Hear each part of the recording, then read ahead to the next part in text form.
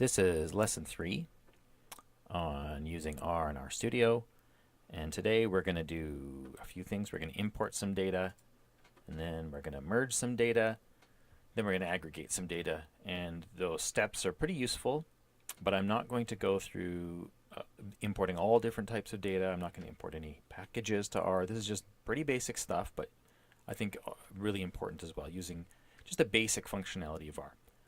The first thing to do is to bring data into R. More often than not, we're never going to be typing data directly into it. We're going to be importing it from somewhere else. So that's what I want to do first here.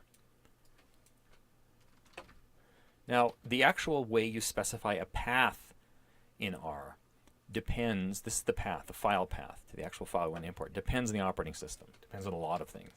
But in a Windows platform, we specify it. This is one way to do it. You specify the path the following way, and you put double slashes at each directory in the hierarchy to the file. So this file is in ctemp, so I have c /temp / then the name of the file. I've done that to import 2 files. Now there are a lot of arguments to this particular function, read.csv. By default, this particular function loads a comma delimited file or a CSV file and assumes that the separator or the delimiter is a comma. But if it wasn't a comma, you could specify a different type of delimiter here.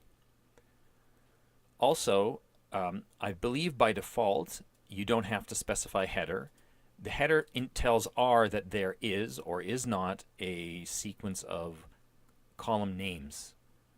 So if I put F here, when I imported the file, it wouldn't import the file with column names. It would assume that the first row is in fact data, and that's rather than column headers. So I could specify it one way or another. Now just to show you, if I run this once here, you can see that this file has labels for the columns. Those were in the original data set. If I set this to F, and I run it again, it has to be capital F, it's case sensitive. If I run it again, you see that instead it's put the first row as the actual file names, or column names rather, and it's made up column names. So that's not what we want. So we'll set it to T. Again, I think this is the default, so you don't need to actually do it. So I've imported 2 files here, 2 CSV files. There's 3 columns in both files. The name of a university, a year, and then this WS, this is actually the Web of Citation publication counts for that paper based on a query I did on Web of Science. So this basically tells you how many papers within a certain scope of journals that the university publishes in these particular years. And then in this other file, we have the funding they receive. I can't remember where the source is, but this is some official documentation about how much funding each one of these universities had received, and it's in thousands. So McGill gets $500,000, Toronto gets $1 billion, blah, blah, blah. Okay. Now, these files have common columns in them, but there's also one column that's in each file that I want to bring together. And the typical way to do this is in what's called a merge or a join. So we're going to just call it a merge. And we're going to call this a simple one-to-one merge. So this is the simple case of merging where you've got 2 data sets with the exact same number of records, a unique identifier in both, or identifiers in both data sets, and you just want to merge in those identifiers. So in this case, this is the function, one of the functions that we can use to do this. It's the merge function. So on the left-hand side, I have the destination data frame. On the right-hand side, I have this merge function. I specify the files that I want to merge by name, or the data frames I want to merge, df1 and df2. And there's a number of ways you can actually specify how the merge is going to happen, but perhaps the safest thing to do is to be specific about what the actual names of the columns are that you want to be merging on. So in this case, I want to merge on 2 columns in both files. Both files have this column called search term, and they have this column called year. And I want to merge on both of them to bring all the data together. So I specified that here. So by.x, then I create a vector here. And this vector has the names of the files I want to merge on in df1, and I do the same thing for by y, which is df2, and I specify it like that. So if I go like this, the resultant file, you can just take a look at it, has everything. It's got the search term and year, and it has these 2 different pieces of information now merged together nicely. In this case, the order of the data doesn't matter. So the data are out of order. You'll still get it all merged properly. cbind, for example, doesn't do that, and it's just something you have to be careful about. Some software, like in SAS, you actually have to sort the data prior to merging it, which is really annoying. There are ways to not have to do that in SAS, but at any rate, in R, you don't have to worry about it. You just go like this. Okay. However, there's lots of different kinds of merging that you might do. That is a simple one-to-one merge. Sometimes you have what's called a one-to-many merge or many-to-one merge. In this case, I'm going to import another data set into a data frame called df3. And notice that this data frame only has the names of the universities and the cities that they're in. So let's say I want to add this information to the original file.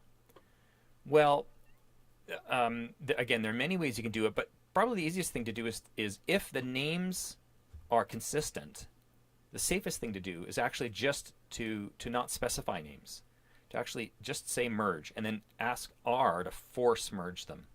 And by doing this, again, there are many ways to do this, but by doing this, it's a really easy way to actually get this one-to-many merge to work. So you can see here that the merge has worked. I had one file with 7 names and another file with 63, sorry, one file with 7 records, one with 63 records. I smash them together, and then I get this. I get it merged the way I wanted it. And yes, there are duplicates of the city variable, but we'd expect that because that's the nature of this one-to-many merge. You get duplication in the destination file unless you specify it otherwise. Okay. Now, what if I wanted to do a one-to-one merge like this, except I have missing records? So I don't have 2 data sets that are complete. So here I'm going to import a 4th data frame here. Now in this data frame, there's a difference. This the University of Calgary is in this one, so this is one record that will not exist actually in the original data frame we work with, and furthermore, it's missing a university, specifically Queen's University. This one here, Queen's University, is not in the new data set. So if I want to merge them, I'm going to get a miss. And the question is, how do you handle that miss? And you can specify that. You ought to specify it actually when you're doing this kind of thing. So I've imported this file. If I run it like this, if I just do the standard simple merge again, this one-to-many merge, you'll notice that it just drops the stuff that didn't match up. So I lost all the data because it didn't have any of this one other column. DF4 for that particular university did not have any data. Then, sorry, it wasn't in this data set. Because it wasn't in this particular data set, I wasn't able to merge it in, and all those data were lost. And that's not typically what we want to do. Instead, we actually want to tell R, hey, keep everything, even the stuff that didn't merge. Could you just keep it specific, and then specify which data set you want to keep? In this case, we want to keep the data set on the left-hand side, this data set, the original DF data set. So if I just run all of this all over again from the start, you'll find it merges them.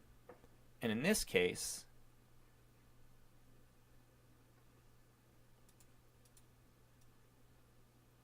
oh, whoops, I should get rid of this first.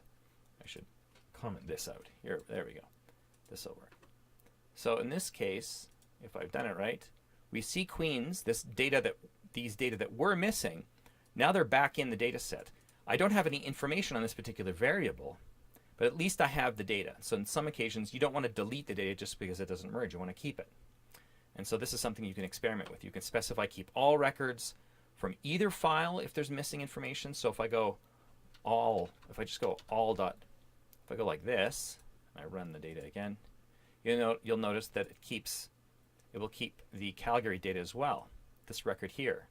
So this was not in the left-hand side data frame. It's only in the right-hand side data frame. But because I specified all equals true, it means keep everything, even the stuff that didn't merge. Just jam it in there anyway. And then just fill the missing, anytime there's missing data, you just fill it in with NA values.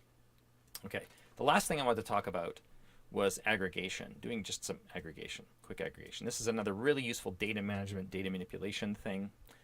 Let's say in this case, I want to get counts of web citations and funding by year, ignoring the specific university. I just want to sum it up for all these universities.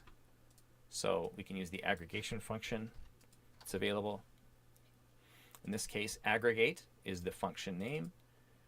The first argument is specifying the actual data that I want crunched or summed. I want to apply a function to some data in the aggregation process. I have to, actually, otherwise aggregation doesn't really work.